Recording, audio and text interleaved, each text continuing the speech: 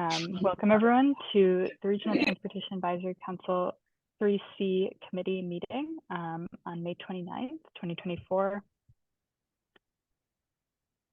I'll quickly read some notices. You are invited to participate in our transportation planning process, regardless of your race, color, national origin, including limited English proficiency, religion, creed, gender, ancestry, ethnicity, disability, age, sex, sexual orientation, gender identity or expression, veteran status or background. You can read the full notice of your rights and protections at www.bostonmpo.org/MPO_NON_CISCRIMINATION.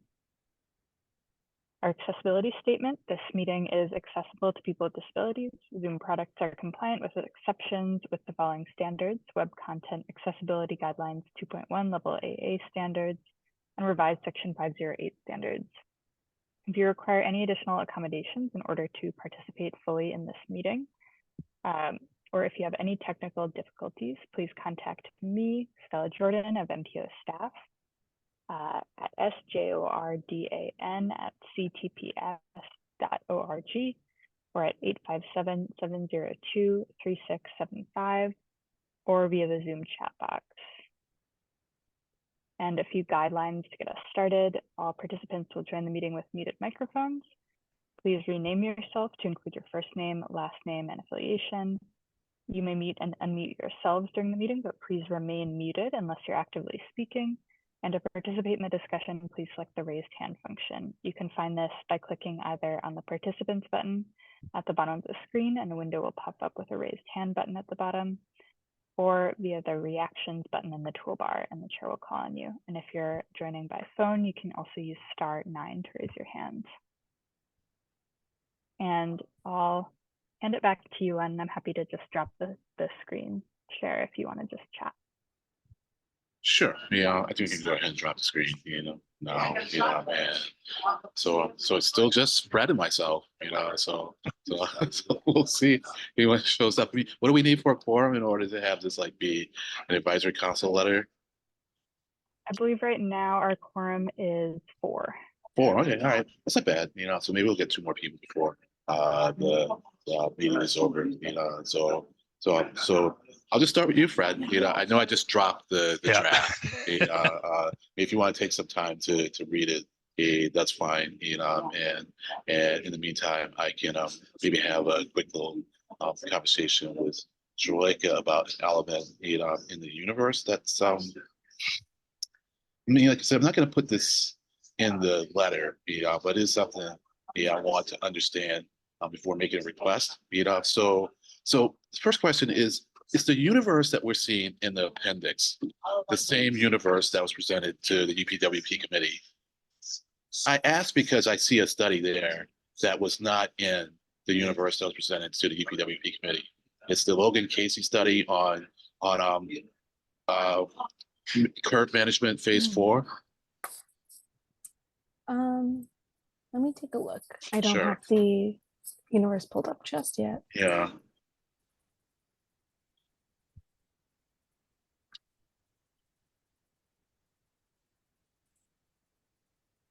The future of the curve phase 4. Right.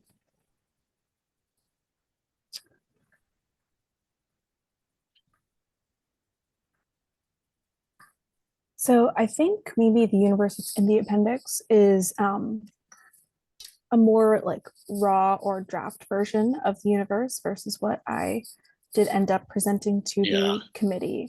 Right. Like the raw universe of just everything we received before studies were really gone through and vetted by staff. Right. Okay.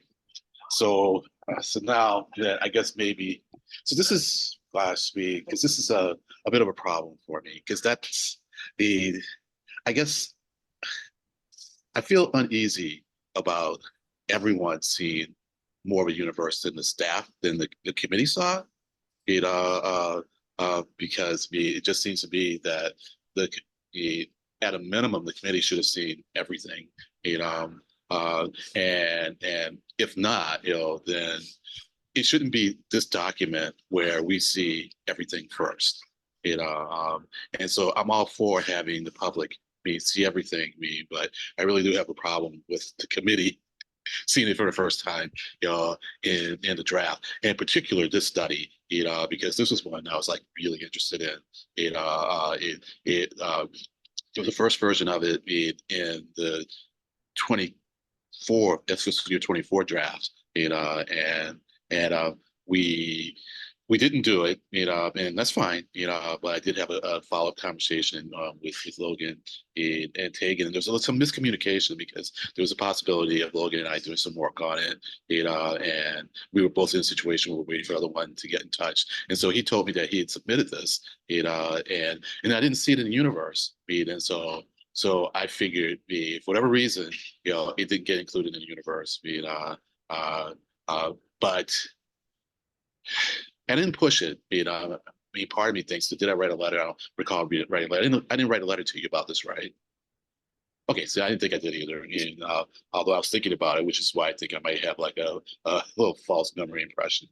It so so and so I guess at that point I was kind of wondering to what extent the universe that was presented to the UPW committee was a curated universe versus a raw universe, because I appreciated that things were being handled differently in this cycle, but to have then the public see be an uncurated universe, and the UPW committee never seen that uncurated universe, I think is a procedural issue, and so the question then is, I guess I should just take this up with Derek, and I'll ask you maybe a question you may not want to answer, and that's fine. Did Derek ever see the uncurated universe? The chair? I believe I sent it to him because he said MassDOT wanted to consult it as they were looking for studies for their own SPR funds. Right. So Okay. as a way to maybe look at ideas for that, Yeah. not in a reviewing kind of way. Yeah, I got it. All right. So then, and once again, you don't have to answer this question. Do you know why that study didn't get put into the curated universe? Yeah, I think, as we've kind of discussed at previous committee meetings, and I think at previous advisory council meetings, there are a lot of great ideas that we get in the universe, and that was definitely one of them.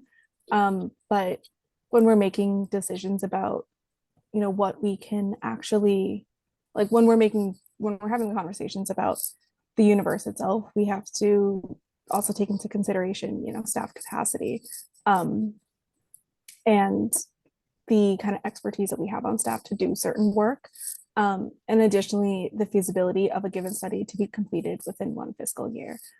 There are, of course, other considerations, but I think for that study, it was a combination of, we don't necessarily have the capacity on staff to conduct that kind of work. And once that would have been scoped out, we weren't sure or confident that it would be able to be completed in 1 year. The goal of these studies is to always be done within one fiscal year.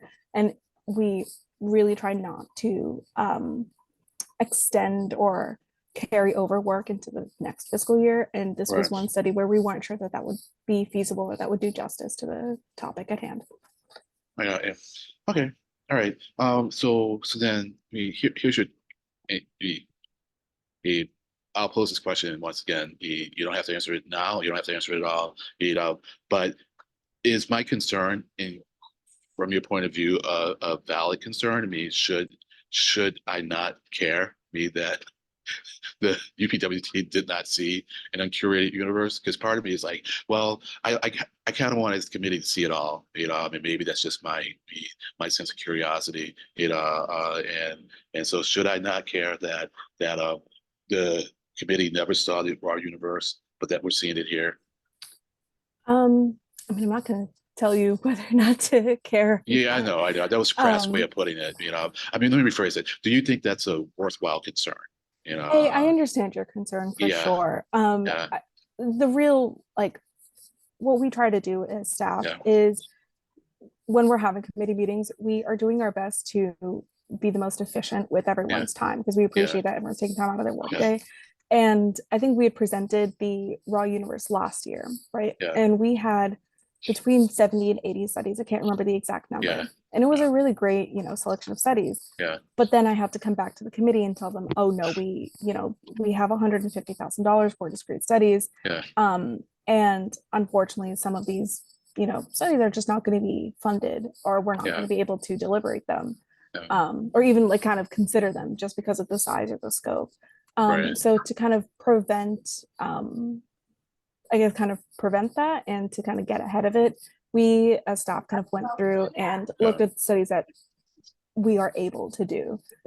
Because realistically, we should be talking about studies, or a staff's opinions that we should be talking about studies that we can do, like that we know we can do within a year, that we have the capacity to do, that we have an idea of like what the scope is going to look like from the description.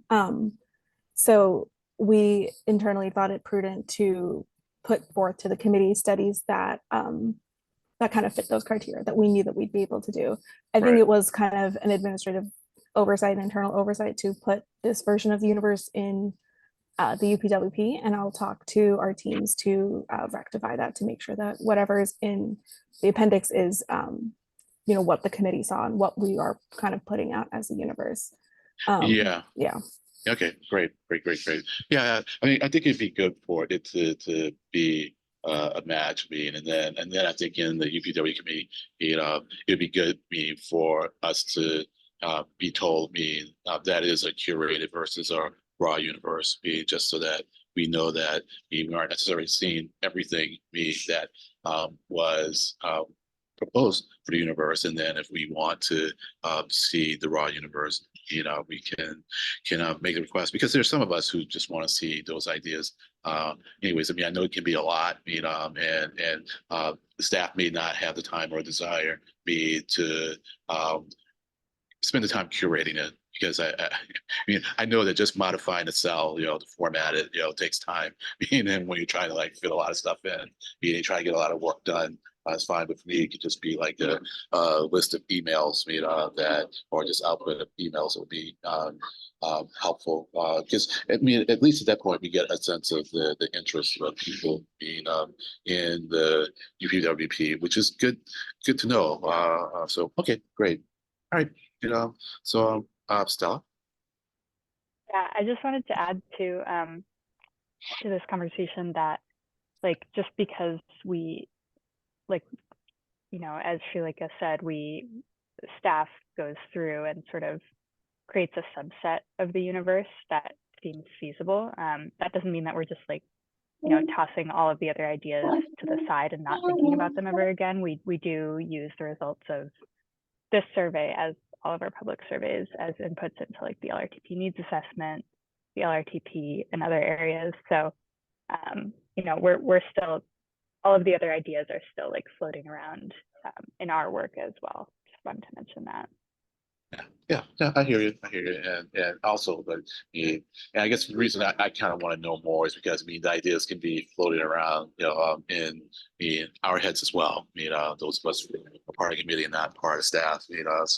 So for instance, if I know that car sharing is floating around in your head, then it's floating around my head, and then maybe I can get our heads together, and we can figure out how to do something more with that. Because the job makes me want to kind of tweak my line in there regarding MAPC, looking at car sharing, and maybe emphasize it a little bit more, saying, and so, but now, if I know now that maybe the universe of the appendix is going to change, I won't refer to the study, in the appendix. So I'll figure out how to phrase that in a way, that can, take into account that the appendix may change but also get across that it is something that I think would be really good for us to pursue, especially with MAPC, doing, looking at parking as part of one of its top subtasks. Because when you read the paragraph associated with that subtask, it's a really good paragraph, that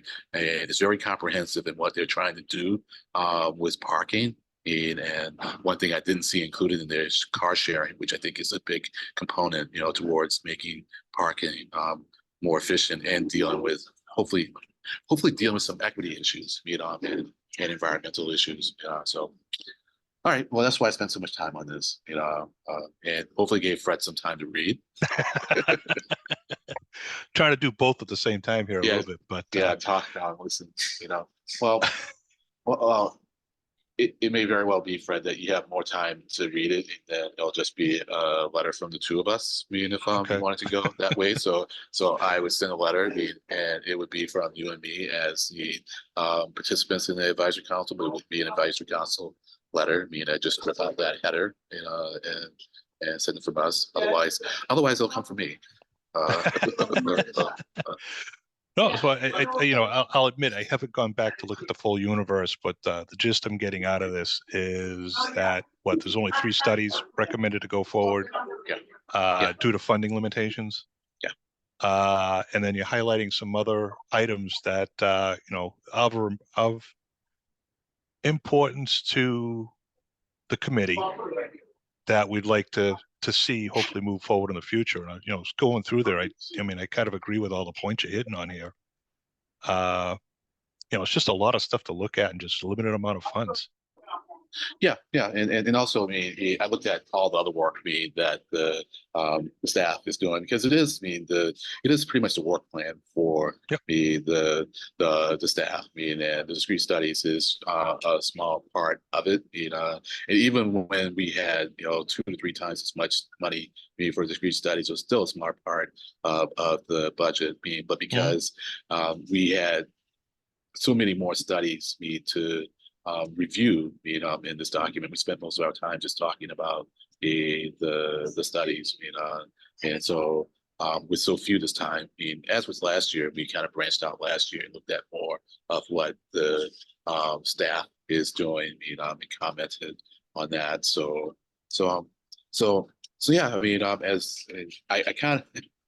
It may not look like it, but I did kind of temper my enthusiasm for the document, and the quality of the work that's being done by staff. But if you're in a position to read the entire document, I think you'll be impressed. As I was telling the colleagues at the oversight committee last night, it's like I would challenge anyone to read the document, and then come up with a list of 10 items that they really care about, and or interested in learning more about, either as what the staff is going to do or what they have done. Because the real challenge, I think, will be to limit that list to 10. And so there's just a lot of stuff there, and I really did call the list quite a bit, in writing this. In fact, that was kind of the challenge of this was I just wanted to keep reading it as opposed to writing it, and then when it was time to write it, I needed to whack out, and I just didn't have the energy on Memorial Day. I went to a Memorial Day ceremony, and I came home and took a long nap and just never really woke up again. So that's why you just get it today, because I was writing it yesterday. But it's a really impressive amount of work. And when you think about it, as we're reviewing what the entire staff is doing, then it becomes a different kind of process, and that's why it's so extensive. But maybe towards the end, we can think about some of the things I am asking us to consider, and maybe it's a chance for us to have a conversation with staff, because I don't want to put unreasonable stuff in the document. So the first question is: have there ever been any consideration of the staff doing publications for peer-reviewed publications, which is a whole another level of presentation, because instead of doing a memo, I'm sure all of you have encountered peer-reviewed publications. It's a whole different process. Has there been consideration of that? And it's just like, this is not something we either want to do or have the bandwidth to do. I think staff have published papers before, but not as part of the final products of a UPWP funded study. Yeah, I understand that, but just you're doing a lot of other research, and so I guess I didn't see doing such a thing as part of the work plan. I mean, so it seems like it's not something that the staff is conscientiously intending to do. And as be like, we are going to pursue publishing our research in peer-reviewed publications. It's not a goal, right? I don't know that it is necessarily, again, like some staff may choose to, in the same way that some of us, go after kind of professional development opportunities, presenting at conferences, poster Okay. sessions, but Okay. It's not necessarily a goal that we lay out. I got it. I got it. So it's good to know that it's something that could happen. I mean, so do you think it's worthwhile making a goal at some point in time, or should we just the status quo is fine as it is?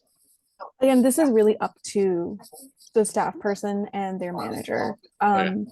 I think generally we try to put in the UPWP what we know we're going to do next year. Yeah.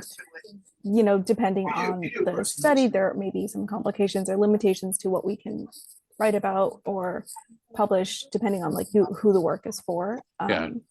And I would also assume that there are some rules about the use of PL funds or PL funded, or using PL funded projects for publications, because those aren't necessarily for like, correct me if I'm going somewhere else, though, but they're not necessarily like for public consumption, since you have to like pay for access to a journal. Like there's a whole kind of private peer review process that is not part of public process. Yeah. And I would assume that there's probably some, guidance around that, federal guidance. Yeah. But yeah, that's not something that we pursue necessarily across the board. It's kind of like a nice to have, I would say. Yeah. All right. Well, I mean, that last part you said about, that may not be something we can do with the PL funds. I mean, is what I was getting at. It's like, I wouldn't want to put anything in there, that is just obvious that we can't do, and so I'll probably take it out, and this is just a conversation that we've had. And if we have follow-up conversations where you don't have to do, but if you do and you have more that you can share with me about this, idea, I'll be all ears, So the other thing that I have in there is maybe getting more output, from studies that are not done by us, so MassDOT, MBTA, pays the staff to do studies, and just looking at some of the list of the studies, it's like, these are interesting studies. And every once in a while when they come to present to us for the work scopes, it's like, well, can we see this? And often the MBTA is like, well, we have to share that with you. But I was wondering if that could be maybe a little more formalized procedurally. And what I mean by that is that we won't require that anyone do it, because we can't, I think, require that any entity that pays us to do a study will share the results. But we could just make the request, as part of the process, and if they choose to do so, fine. But at least it's kind of a standard operating process that we express the desire to see as much of the memo as they are willing to share with us, so that we at least know something that came out of it. And so does that seem reasonable, or is that like, nah, let's not do that? Yeah, so I think that's definitely a reasonable ask. The UPWP is not the place to do that, though, since this is just how we are. This is just outlining the work that we do. Yeah. But that kind of, I think, request could definitely be made. Or I think that's something for the MOU committee to consider, since this is a bit more on the like information sharing kind of aspect of our work. Yeah. That they might be better suited to kind of handle this question. Well, good. So good then. I hear you when you say the UPWP is not the place for that. So that's kind of the feedback I want. So I will take that out of my comment letter, because it's like, it's not the place for it. And the purpose of the comment letter is not to showboat the advisory council. Is really to give what I think is helpful, useful feedback. So okay, that's that.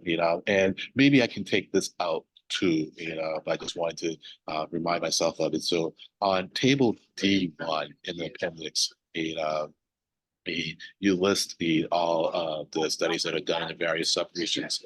On the left side, and on the right side, it shows the percentages various populations in those regions. And what I was thinking, it'd be helpful if we did a percentage column next to that fiscal year's 2024 column, with the percentages, so you can see the percentage of studies that were done in the various subregions.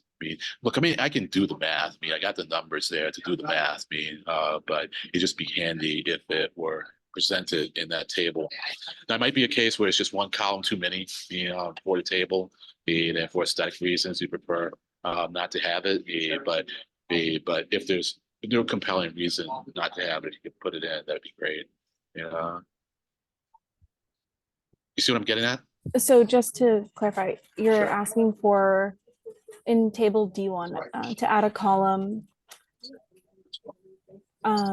looking at percentage of work products by subregion?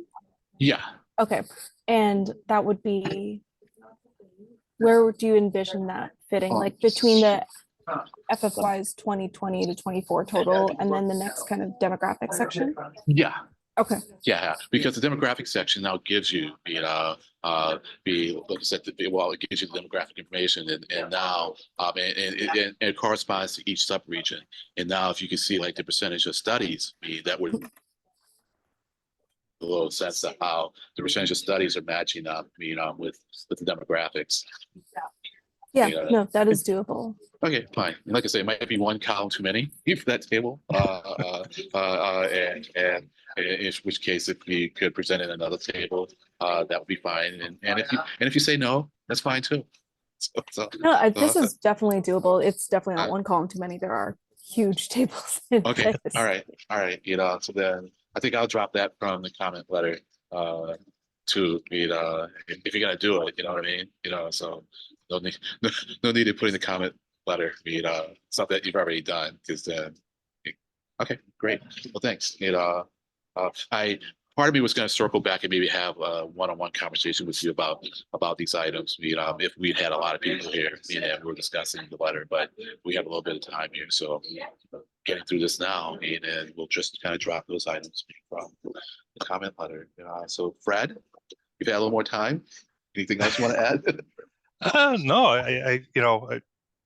I mean, again, I think I pretty much hit on everything. It sounds like you're pairing out some of the recommendations at the end, which, I guess makes sense. But no, I don't really have much to add, unfortunately. Yeah, no problem. No problem at all. Well, as I said, Fred, I think it's just going to be the two of us if you want to sign on to it. And if you do, then I guess this isn't due until the 8th of June. Oh, wow. Yeah. Well, we're doing this now because the 8th is still before our meeting, which is going to be on the 11th, 12th. Yeah. Well, you said 12th, right? Yeah, I think it's the 12th, the second Wednesday, of June. And so it'll be the 12th. And so we weren't going to be able to do this in our meeting, and meet the deadline. So this was the best date for folks, between the two proposed dates. So that's why we're doing it now. And I would say that I'm probably going to aim for getting the letter in, by next Wednesday, unless I go out of town. Okay. So yeah, and what I can do is when I do my revisions, I can send them to you and then tell you when I'm really thinking about me sending it, and then you can let me know how you feel about things. Yeah, that'll work. I mean, I didn't see anything in there objectionable at all, and I wasn't expecting to see that anyways. Yeah. And I think the tone matches my understanding of the mindset of the committee, so that makes I'm agreeable to it. Okay. All right. Well, thanks for showing up. And I don't think there's any reason to keep you here if you want to go. Okay. I may hang around for another 15 minutes because maybe someone will come in, really late, and have something that they want to share. But I would say anyone else who wants to boogie along, if you want to go, that's fine. If you want to just turn off your screen and do some work, That's fine too. And I'm not making you go either, Fred, if there's anything else. So I guess we do have to keep it to the agenda because it is an open meeting. Right. So we can't really go off script, So, yeah. All right. Well,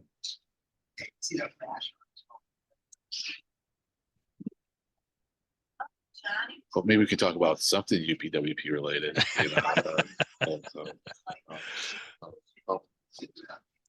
I'm in. Yeah, I really like the marketing stuff that MEPC is doing. Initially I thought it was a study, but then I realized that they're just working with communities. But that's still good. And so I like to get a better sense of what they are doing with the various communities. So that's kind of a conversation to be had with them. It's maybe advisory council meeting, and of course I like the Community Leadership Institute, so I'm so excited about that. And so the Right Oversight Committee will be writing a letter about that. So we're just going to focus pretty much on that. Ours will be a one-pager, so. Okay. Yeah. Appreciate the shout out, Len. I think we're gonna change the name at some point. So we may have put in CLI a little bit prematurely, but the plan remains. Yeah, well, it's funny. I saw it. I had a little conversation with Tegan. I said, "Oh, they're calling it the CLI," which is fine. And I said it wasn't quite what I had in mind, but that was okay because it really wasn't a matter of doing exactly what I wanted. In fact, I told her I was really happy that you and Gia had already been kind of thinking along these lines because it's always better when someone else is going, oh, I was thinking about that too, and they want to do it as opposed to trying to sell it, to everybody, because that's much harder task. But if you find someone who's doing something even approximate to what you want to do, it's like, okay, let's join forces, and you're thinking leadership, then fine, we'll make leaders out of those folks. So we'll drag them kicking and screaming onto select boards, as they did with me. So it's like, all this transportation stuff now, you got to be on the select board. So yeah, whatever you call it is fine, as long as we are interacting with people and helping them understand, what how transportation and transit works in the region, and show our commitment to that process. Because as I put in the letter, it's like the thing that's going to make this successful is that we show that we're committed to it, for the long term. And people start talking about us and going, well, that's the place where you go to learn about regional transportation. Then we will know that we have succeeded, because the percentage of people that actually go on to do more is always going to be small, right? So. But by teaching, we'll learn more ourselves, because beyond writing about something, there's nothing like teaching someone something to really make you understand it. Because people will just ask you the most simple questions, and it's like, I hadn't really thought about that question. I need to get you to answer that, and then you learn something more basic that you maybe take it for granted. So yeah, It's a complicated world of regional planning, but yeah, we're really excited about it. Yeah. Appreciate the call out. Sure.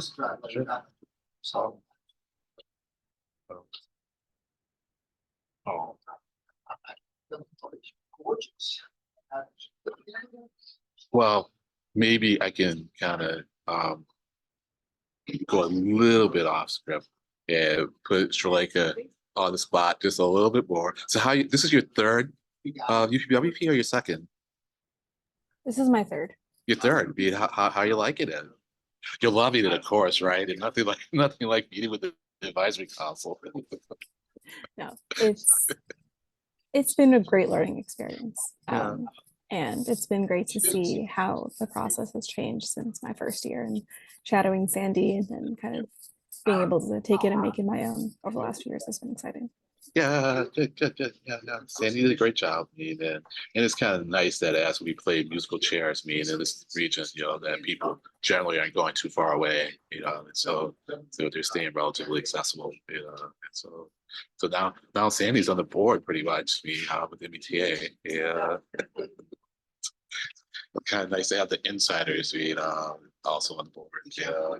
So, yeah. I wonder if it's better having insiders on the board or having board members become insiders.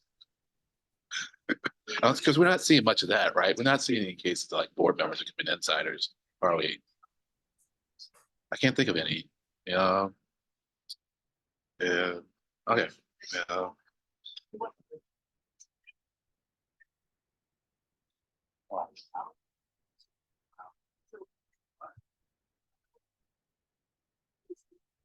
So she's on and off this guy.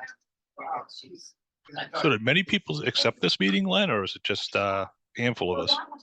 Actually, just Jimmy is coming back in now. So I thought I saw. I mean, well, you tell us. Stella. I mean, I thought I saw like 5 people had said they accepted. Yeah, I mean, this time was chosen from the poll that we sent out, and Yeah. it seemed like, at least, I think 6 people or so said they could show up, and Okay. I think Yeah. 4 accepted the calendar invite, but Yeah. I mean, Franny had a personal issue that took her out. Okay. But I thought Andy had signed up. I thought John had signed up. And I even thought that Skylar had signed up.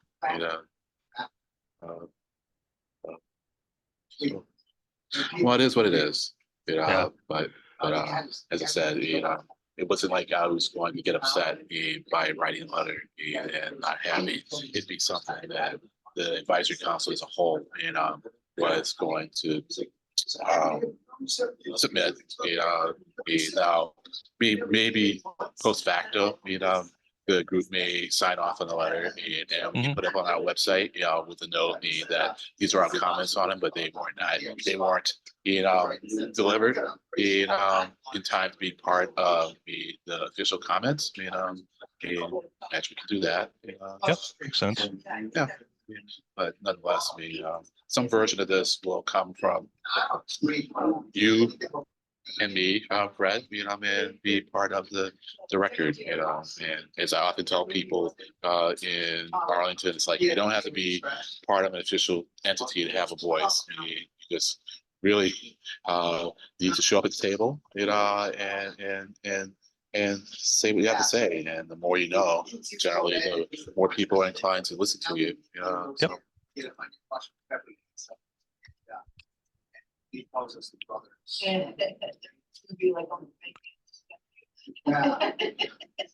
Well, thinking about what else I read, you could definitely see that was particularly interesting.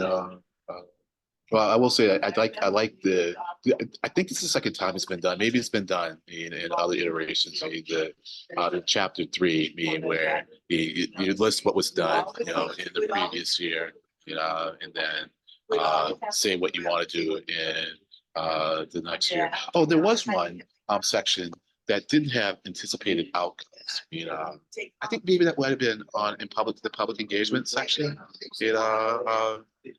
Like almost all the other sections had like anticipated outcomes, but that one didn't. Let me see if I can find my notes. It's not a big deal. I But thought I included them, but well, let me see. Let's see. Yeah, so I was looking on page 3-2020, the public engagement program. It doesn't show anticipated outcomes. I'm seeing it. You're looking at table 3.1, right? Let me see. I'm actually just looking at my notes. So, if you see it, then I just missed it. So it's there. So I'll just take that as I'm wrong. But I'm actually looking at some more of my notes. So on page 325, this is regarding the Leadership Institute. It has like new cohorts. It says something about new cohorts. Let me go to the document. She hates the Cowboys. So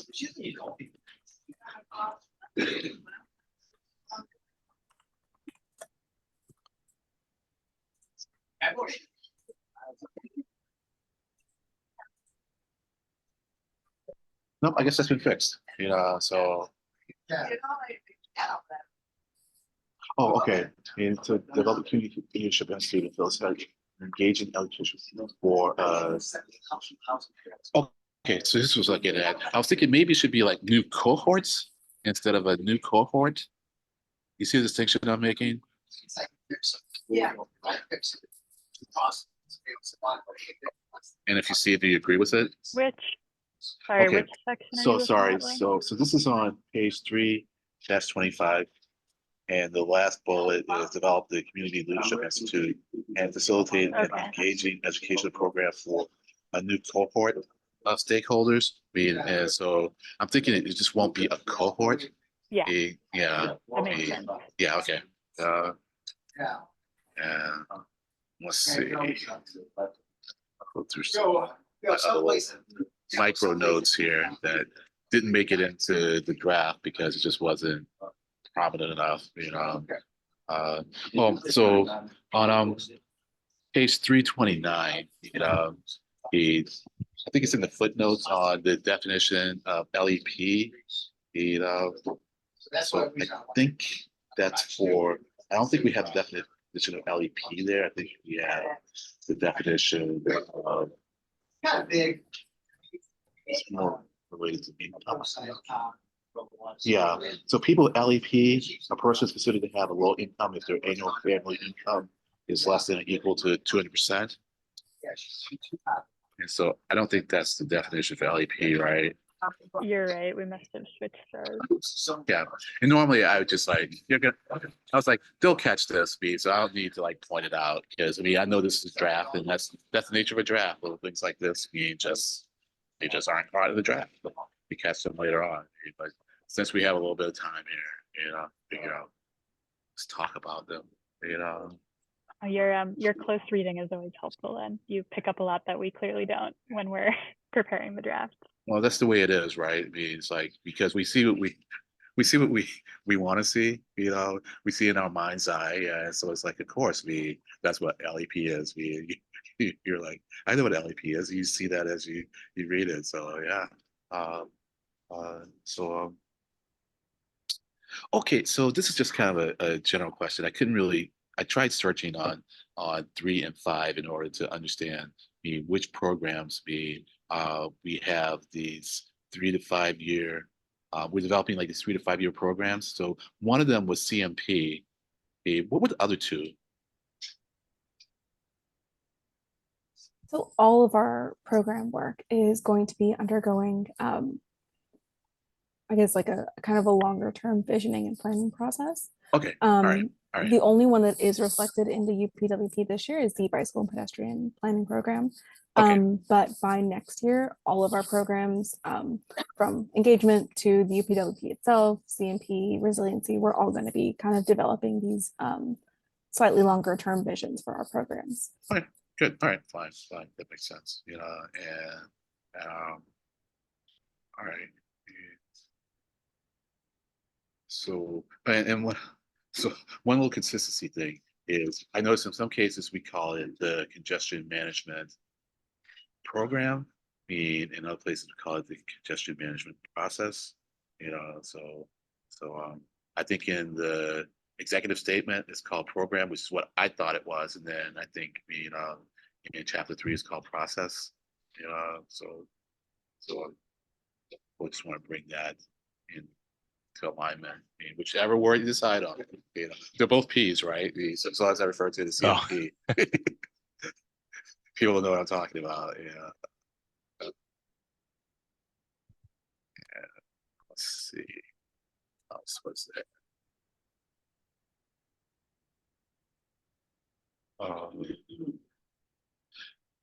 So something I didn't put in the notes, that maybe I'll just send you a little warning, give you a little warning about this, right? But I don't think I'm gonna put it in because I just can't figure out a graceful way to put it in. But it's on 332. Which program is this? I think it's the air quality program. Yeah, it is the air quality program. You know, that's an ambitious program, and it's getting only 50K. It's like, wow, that's a lot of work. You know, Mhm. 50K. It was like, and like I said, I can't figure out a graceful way of putting that in there. More so, I just want to say, wow, I'm really impressed with what you're going to do. It's such a small amount of money, but I'm a little afraid that if I don't phrase it correctly, it comes out as a criticism that you're not allocating money, Enough, yeah. enough. Yeah, I mean, we could go down the route reviewing the spending of the staff for the various programs, but that's just not being where we're headed. On No. this one, I think I made a comment about the amount of money that is spent on the public engagement program, but that was more to say that I think it's just an appropriate high priority for what the MPO is supposed to do. But Fred, if in your review you kind of go, well, maybe you might not want to refer to amount of money spent there, I'm all fine. Okay. And indeed, Fred, I mean, this document should be editable, by you, so you can go ahead and just make your edits in it, so. Okay. Well, we've gotten to 10:48. So I think that's the window, right? yes, window. Yeah. So I think I'm probably going to boogie along. I'll do one more quick check of my notes.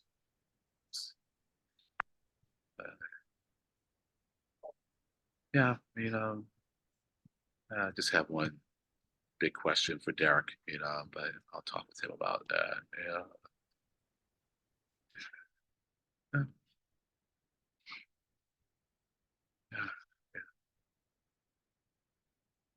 Yeah, lots of good stuff. Lots of good stuff.